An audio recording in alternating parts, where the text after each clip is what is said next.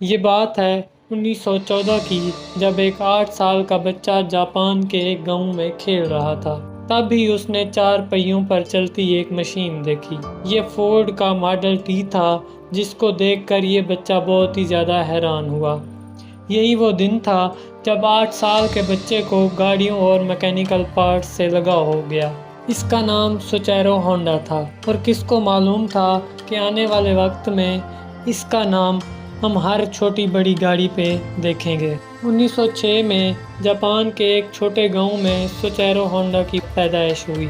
ان کے والد لوہار ہونے کے ساتھ پارٹ ٹائم میں سائیکل ریپیئر کا کام بھی کرتے تھے۔ ہونڈا کے 5 بہن بھائی پہلے سے ہی مختلف بیماریوں سے مر چکے تھے، لہٰذا اس کے ماں باپ کو اپنے اس بچے سے کافی امیدیں تھیں۔ اسے پڑھائی لکھائی سے تو زیادہ کوئی لگاؤ نہیں تھا، لیکن اسے اپنے باپ کے ساتھ سائیکل ریپیئر کرنے میں زیادہ دلچسپی تھی۔ جب وہ 16 سال کا ہوا تو اس نے ایک نیوز پیپر میں جاب کا ایک ایڈ دیکھا۔ 8 شوکائی نامی ٹوکیو کے سروس اسٹیشن پر ورکر چاہیے تھے۔ ہونڈا نے اس کمپنی کو لیٹر لکھا اور خوش قسمتی سے وہاں سے اسے جاب مل گئی۔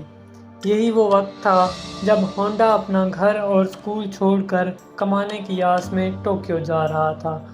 ہونڈا کو وہاں پہنچتے ہی صفائی ستھرائی کے کام میں لگا دیا گیا۔ ہونڈا بیچارہ کرتا تو کیا کرتا، ایک طرف وہ اپنا گھر چھوڑ چکا تھا اور دوسری طرف اسے فالتو کام لیے جا رہے تھے۔ وہ اس حالت میں گھر واپس نہیں جا سکتا تھا، جس کی وجہ سے وہ کئی مہینوں تک وہیں نوکری کرتا رہا۔ کچھ مہینوں بعد اس کے مالک نے ورک شاپ کے کام لینا بھی شروع کر دیے۔ ہونڈا کو اس کام میں شروع سے ہی انٹرسٹ تھا، اسی لیے وہ چیزوں کو جلدی سمجھ جاتا تھا۔ چند مہینوں میں وہ گاڑیوں اور ان کے پارٹس کے بارے میں کافی کچھ جان چکا تھا۔ اگلے کئی سالوں تک 8 شوکائی میں ہی نوکریاں کرتا رہا اور اپنے ایکسپیرئنس کو بڑھاتا رہا۔ 1928 میں اس کے مالک نے اپنی ایک اور برانچ کھولنے کا فیصلہ کیا۔ اس برانچ کی ذمہ داری ہونڈا کو دی گئی تھی۔ ہونڈا نے جلد ہی اس برانچ کو 1 ورکر سے شروع کر کے 30 ورکر تک پہنچا دیا تھا۔ وہ ایک بریلینٹ مکینک اور ریسنگ ڈرائیور بھی بن چکا تھا۔ اس نے ایک سپورٹس کار ڈیزائن کی۔ یہ جاپان کی پہلی گاڑی تھی جو 120 کی سپیڈ سے چل سکتی تھی۔ اس گاڑی نے پرانے سارے ریکارڈ توڑ دیے تھے۔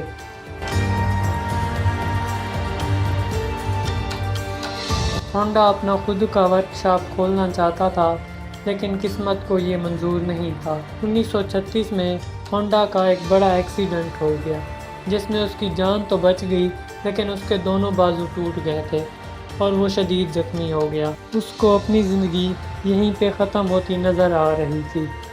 نہ وہ مکینک کا کام کر سکتا تھا اور نہ ہی وہ چل سکتا تھا۔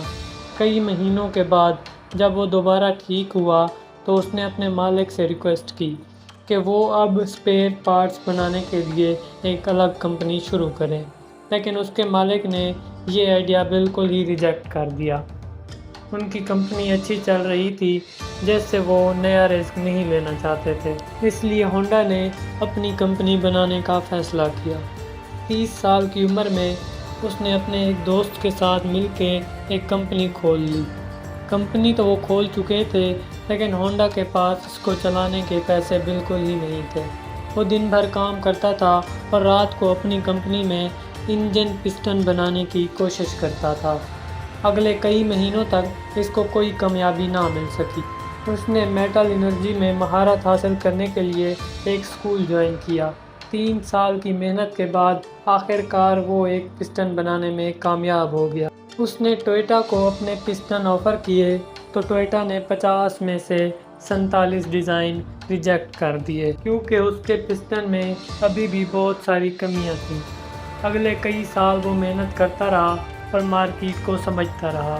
اس کے بعد ہونڈا نے پھر سے ایک پسٹن بنایا، جس میں وہ کامیاب ہو گیا تھا۔ اس کے بعد اس کو دھڑا دھڑ آرڈر ملنا شروع ہو گئے تھے اور ایک بار پھر سے ہونڈا کو اپنے خواب پورے ہوتے دکھائی دے رہے تھے، لیکن ہونڈا کی یہ خوشی چند دن کی مہمان تھی۔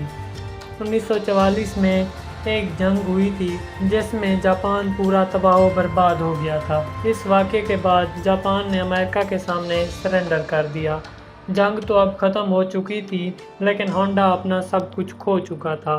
जापान के हालात इतने ख़राब हो चुके थे कि लोगों का जीना भी मुश्किल हो चुका था। इस दौरान होंडा को जापान आर्मी का एक छोटा सा इंजन मिला जिससे वो रेडियो चलाते थे। अपनी आदत से मजबूर उसे एक आइडिया आया। उसने सोचा कि क्यों ना इस इंजन को साइकिल में लगाकर अपनी ट्रांसपोर्ट का मसला हल किया जाए।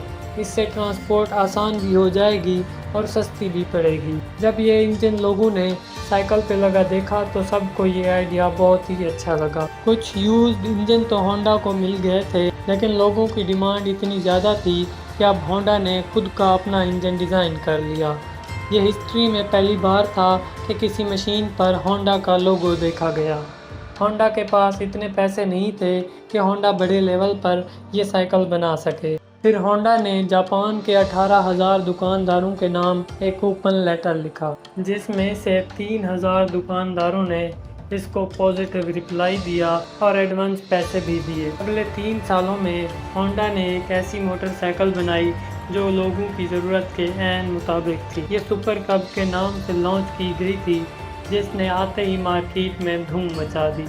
ये मॉडल इतना कामयाब हुआ कि इसने अमेरिका की बड़ी बड़ी बाइक्स को भी पीछे छोड़ दिया। होंडा को रेसिंग का बहुत शौक था, इसलिए उसने स्पोर्ट्स बाइक बनाने का फैसला किया। वो मुख्तलिफ रेसिंग कंपटीशन में जाता था और जीतने वाली बाइक्स के फीचर नोट करता था। चंद सालों में होंडा की पहली स्पोर्ट्स बाइक लॉन्च की गई, जिसने 1962 में इंटरनेशनल रेसिंग मुकाबले में पहली पोजीशन हासिल की। इस रेस ने होंडा का नाम पूरी दुनिया में मशहूर कर दिया। होंडा दुनिया की सबसे बड़ी मोटरसाइकिल बनाने वाली कंपनी बन चुकी थी और 1968 तक ये 1 करोड़ बाइक सेल कर चुकी थी। अपनी ज़िंदगी के 62 साल गुजरने के बाद आखिरकार होंडा को कामयाबी मिल ही चुकी थी, लेकिन जो ख्वाब वो बचपन से लिए बैठा था वो अभी तक पूरा नहीं हुआ। होंडा अब कार मैन्युफैक्चरिंग की तरफ भी जाना चाहता था। लोगों ने उसे बहुत रोका, लेकिन उसने किसी की एक न सुनी। उस वक्त जापान में पहले से ही टोयोटा और निसान जैसी कंपनियां अपना बिजनेस जमाए बैठे थे। वहां मार्केट में अपनी नई जगह बनाना बहुत ही मुश्किल था। होंडा ने अपनी पहली पिकअप ट्रक बनाई जो कि फेल हो गई। उसके बाद स्पोर्ट्स कार S500 लॉन्च की, जिसकी सिर्फ 1300 गाड़ियाँ ही बिक पाई। कई सालों की मेहनत और कई डिज़ाइन रिजेक्ट होने के बाद फाइनली 1972 में होंडा ने सिविक लॉन्च की। ये वो गाड़ी है जिसके नए मॉडल दुनिया में आज तक फेमस हैं। सिर्फ 10 सालों में ही ये दुनिया की तीसरी बड़ी कंपनी बन चुकी थी। आज होंडा का नाम हमें cars, motorcycle, planes, engine, boat engine और बहुत सारे प्रोडक्ट्स पे देखने को मिलता है। उसके कुछ सालों बाद होंडा ने कंपनी से रिटायरमेंट ले ली थी और 5 अगस्त 1991 में उनकी ज़िंदगी का ये सफ़र हमेशा हमेशा के लिए ख़त्म हो गया। उम्मीद है मेरी आज की ये वीडियो आपको अच्छी लगी होगी। मिलते हैं नेक्स्ट वीडियो या व्लॉग में, तब तक अपना ख्याल रखें। अल्लाह हाफ़िज़।